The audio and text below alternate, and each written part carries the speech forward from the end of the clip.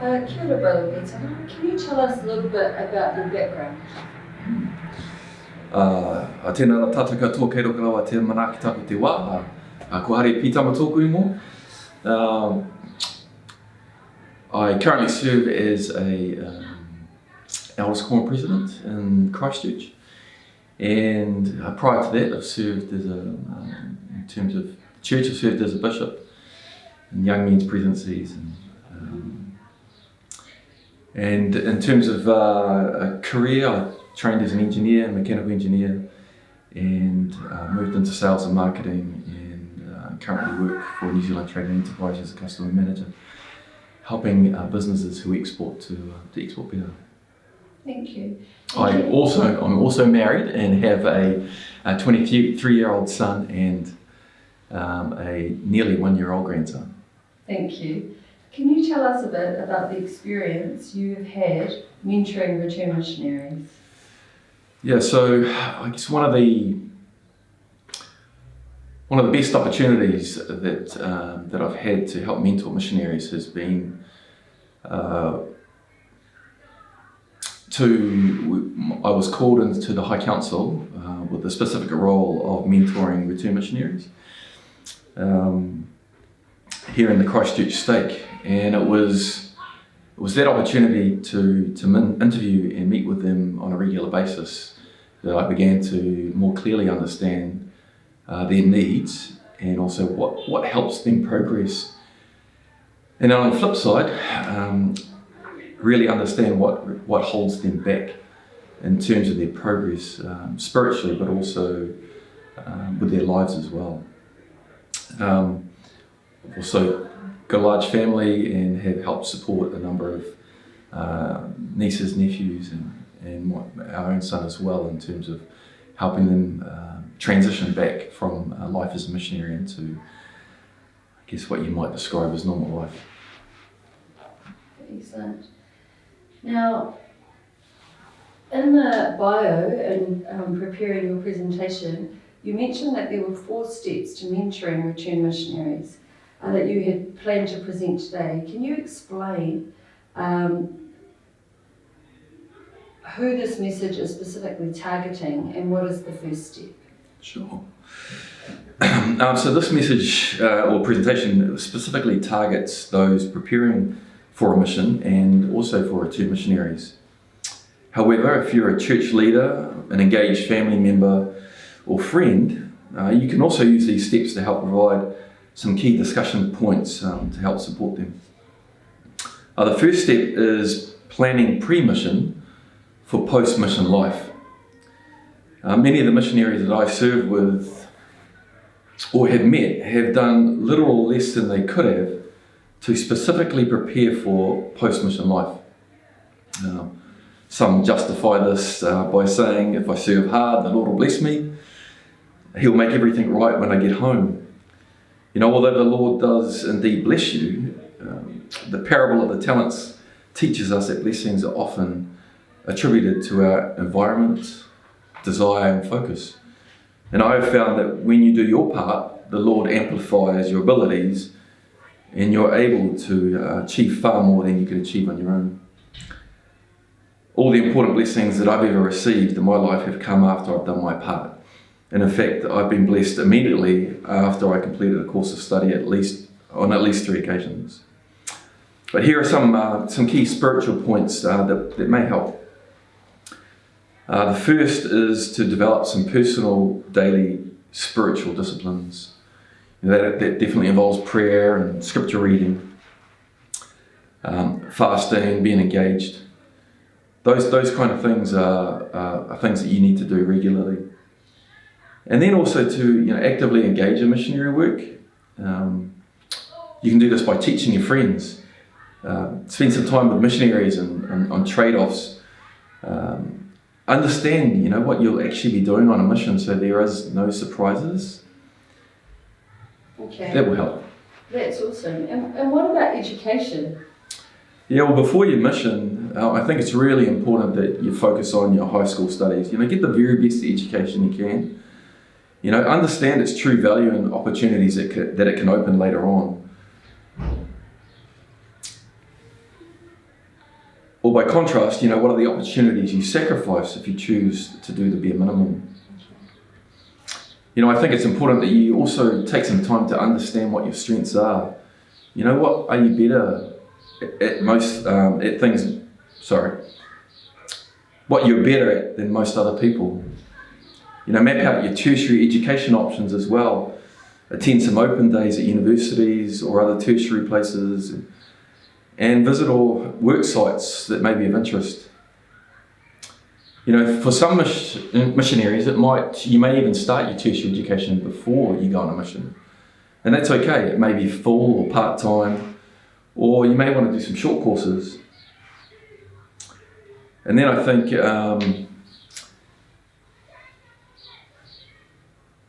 determine the best time to put your missionary papers in, so that you can commence your education as soon as you return home. And that timing is really critical so that you don't waste too much time. Okay, and can you suggest some other practical tips? Yeah, I think probably one of the best things I think I could suggest is that you partner with a real competent life mentor, someone that can provide you a real mature perspective to your life. But also to do your homework on careers. I think we live in a time where jobs that exist today may or definitely may not exist in 20 to 30 years' time. So do your homework on what kind of careers that you think you'd like to do, but also ones that will actually exist. I think that you can also do some full or part-time work. It's a great experience in terms of preparing for a mission. It helps you engage with the community.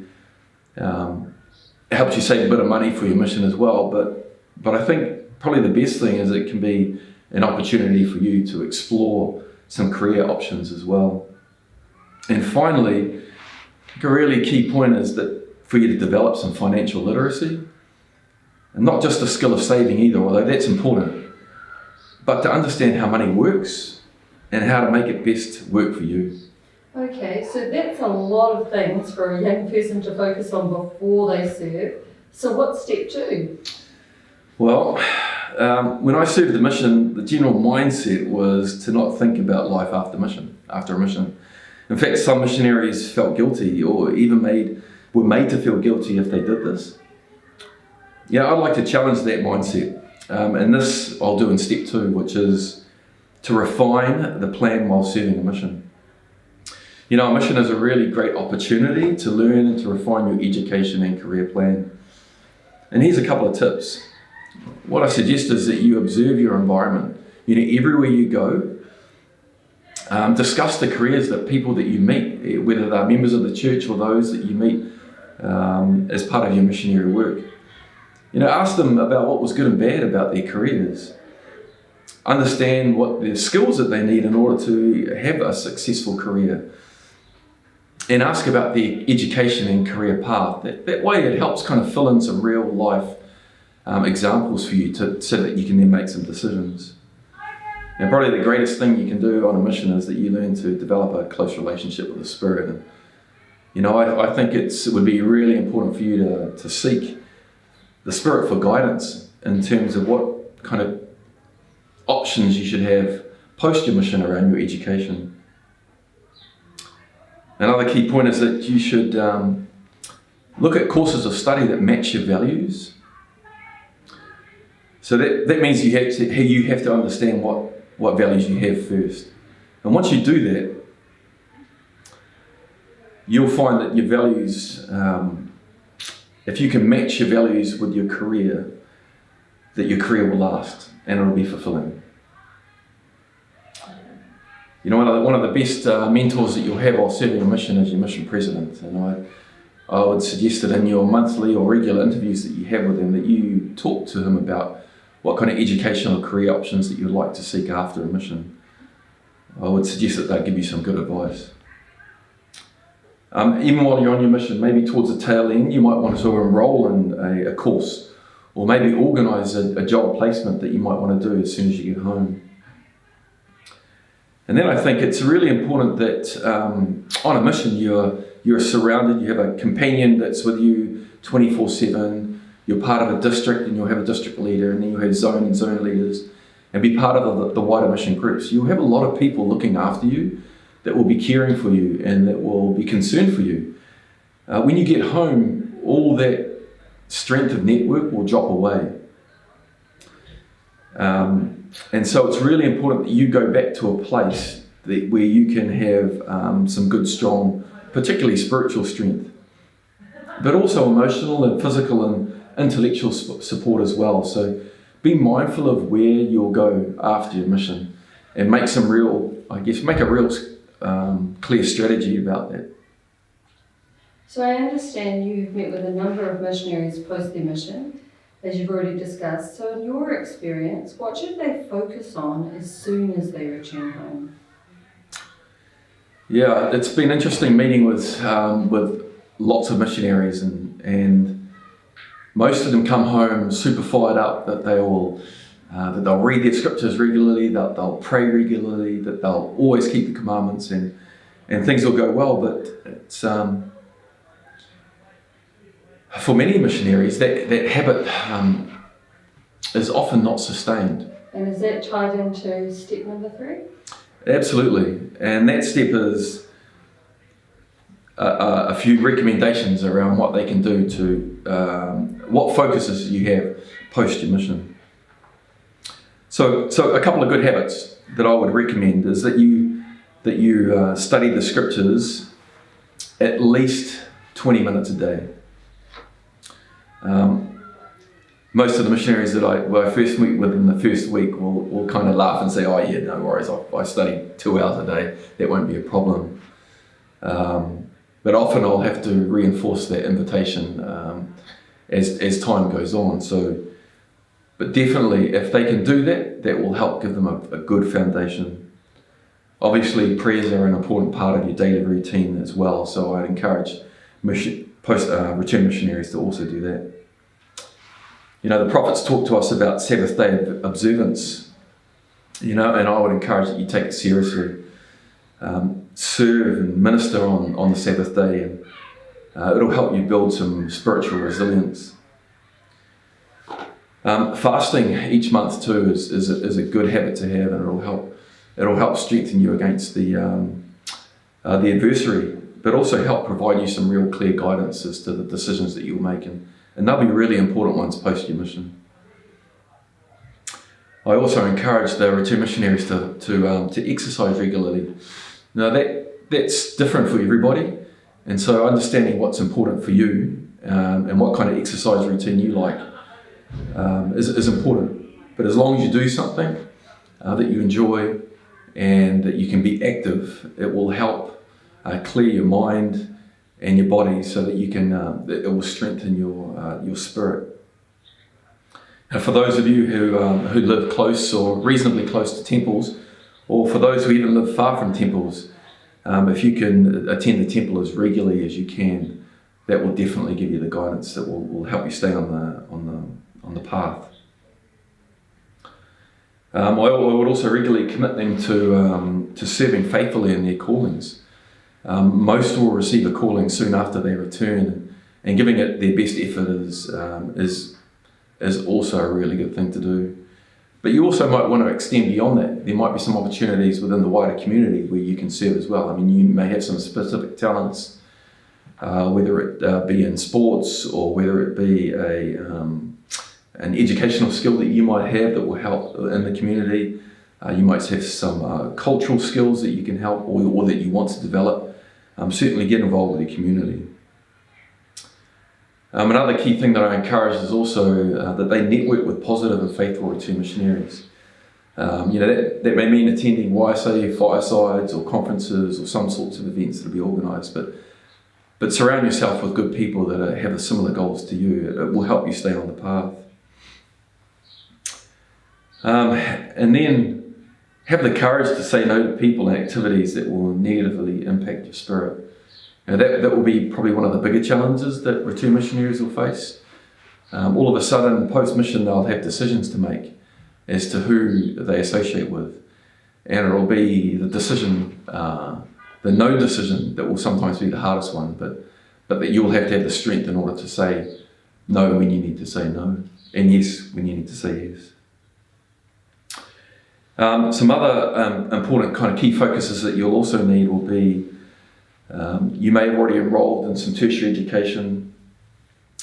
It may need some confirmation of that as soon as you get home, so it may mean turning up to the tertiary institute, confirming your enrolment, and paying for fees. But do that as soon as you can, and start the course as soon as you can. For some of those who may be engaging in work experience or work, then get onto that as soon as possible. That'll help you get into a more regular rhythm. I talked about having a mentor before your mission. Well, yeah, this is a good opportunity to reconnect with that person as well, to help, explain what your plans are, and maybe with some experience they can help reshape or just sharpen up your plans for the future. For those who do get into some sort of tertiary study, be really committed. Make sure you put the suitable time aside to do so that you can do your very best. Now that will be different for everybody. That often requires some good time management. Those are skills that you learn on a mission. So engage those skills and make sure that you set aside good time to get sufficient sleep, but also so put aside plenty of time to study and do your best at your assignments. Don't just do enough to get past.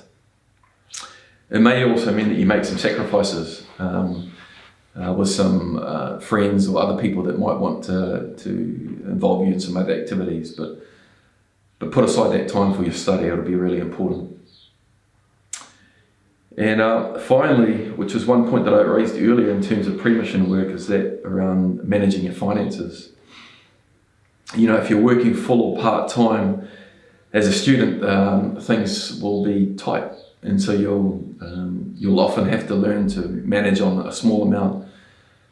But that's probably an opportunity to work with your mentor around giving you some guidance around financial literacy and developing those skills. It'll be a skill that will actually help you long term as well, if you can develop it early. Thank you. And so finally, in terms of long-term goals, do you have some suggestions for returned missionaries in their first 3 years? And is this step 4? It is.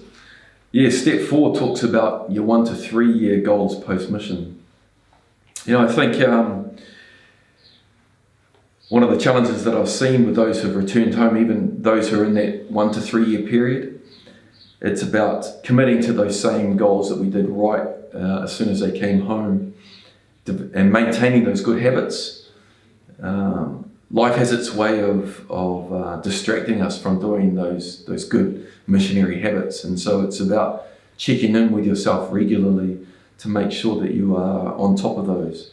So have a little check-in with yourself. Ask yourself, am I saying prayers that are really reaching heaven? Am I reading and studying scriptures and teaching others the gospel so that to help me engage with the scriptures at a deeper level? Am I pushing myself spiritually to engage closer with the Lord?